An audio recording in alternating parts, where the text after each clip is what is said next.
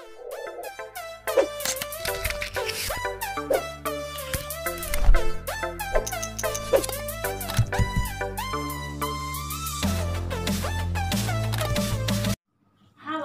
sampai bertemu kembali dengan saya di sini di bidang studi sejarah. Oke? Nah, baik, topik kita kali ini kita membahas tentang kolonialisme dan imperialisme. Adapun tujuan pembelajaran kita, ya, saya berharap ketika kamu sudah memahami materi ini, kamu dapat menjelaskan tentang latar belakang kedatangan bangsa-bangsa Barat ke Indonesia. Nah, yang kedua, kamu dapat melacak kronologi perjalanan kedatangan bangsa-bangsa Barat ke Indonesia. Oke? Baik, itu dua tujuan pembelajaran kita. Oke, baik, kita mulai saja. Mulai dari pengertian kolonialisme dan imperialisme. Let's go. Oke, sekarang kita masuk topik ke kolonialisme dan imperialisme, ya. Yang pertama yang harus kamu ketahui adalah pengertiannya. Lalu yang kedua, latar belakang, ya. Yang ketiga adalah penjelajahan bangsa Eropa ke Indonesia. Yang keempat, bagaimana masuknya kekuatan asing ke Indonesia dan akibat dari kolonialisme dan imperialisme itu. Oke, sekarang kita masuk saja kepada pengertiannya, ya.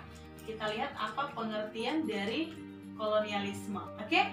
Nah, kolonialisme adalah penguasaan suatu negara atas daerah atau bangsa lain dengan maksud untuk memperluas negara tersebut, ya.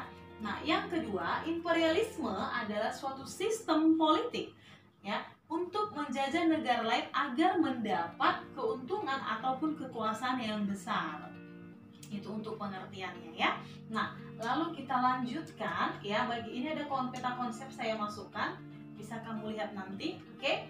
Baik, kita masuk kepada latar belakang, ya. Ada beberapa latar belakang. Yang pertama adalah jatuhnya kota Konstantinopel ke tangan Turki Utsmani pada tahun 1453. Nah, di mana kota Konstantinopel ini merupakan pusat perdagangan rempah-rempah bagi bangsa Eropa. Ketika jatuh ke tangan Turki, bangsa Eropa tidak bisa lagi membeli atau mengambil rempah-rempah dari Konstantinopel. Oke? Nah, yang kedua adalah kisah perjalanan Marco Polo ke dunia timur, ya. Nah, yang ketiga, penemuan atau adanya teori Kopernikus tentang bentuk bumi yang bulat, ya. Oke, kemudian lalu ada penemuan kompas, ya. Lalu yang kelima adalah semangat reconquista, yaitu semangat penaklukan kembali atau merebut kembali wilayah bangsa Eropa yang sudah diambil oleh orang-orang Islam, gitu, ya. Nah, yang keenam itu yang penting adalah adanya yang namanya semboyan 3G, gold, glory, dan gospel. Gold itu mencari kekayaan, glory itu mencari kejayaan, dan gospel itu menyebarkan agama. Oke? Nah, baik, itu dia untuk latar belakangnya, ya. Di sini juga ada saya muat peta, kira-kira seperti ini petanya. Bisa kamu lihat di sini di mana letak dari Konstantinopel tadi. Oke? Nah, sekarang kita masuk kepada penjelajahan bangsa Eropa. Jadi, penjelajah samudra pertama sekali dipelopori oleh dua bangsa ini, yaitu bangsa Portugis dan bangsa Spanyol, ya. Bangsa Portugis dan bangsa Spanyol di sini. Nah, kemudian bangsa Portugis yang pertama sekali melakukan pelayaran adalah Bartolomeus Dias yang nanti sampai di Tanjung Harapan. Nah, kemudian yang kedua dilanjutkan oleh Vasco da Gama, ya, yang nantinya dia sampai di Calicut, India.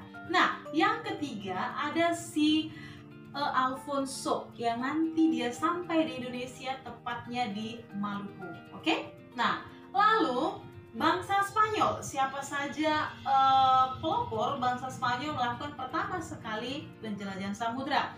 Yang pertama adalah Christophorus Columbus atau kita kenal dengan Columbus. Nah, dia melakukan pelayaran sampai ke benua Amerika, ya. Sampai ke benua Amerika yang nanti juga ditemani oleh Amerigo Vespucci. Oke? Nah, yang kedua adalah Ferdinand Magelhaens, ya. Ferdinand Magelhaens, dan yang ketiga adalah Sebastian Delcano. Oke? Itu untuk bangsa pertama yang masuk ke Indonesia. Nah, paham ya sampai di situ? Oke, baik. Sampai di penjelajahan ini, pada pertemuan berikutnya akan kita lanjut ya. Sampai bertemu.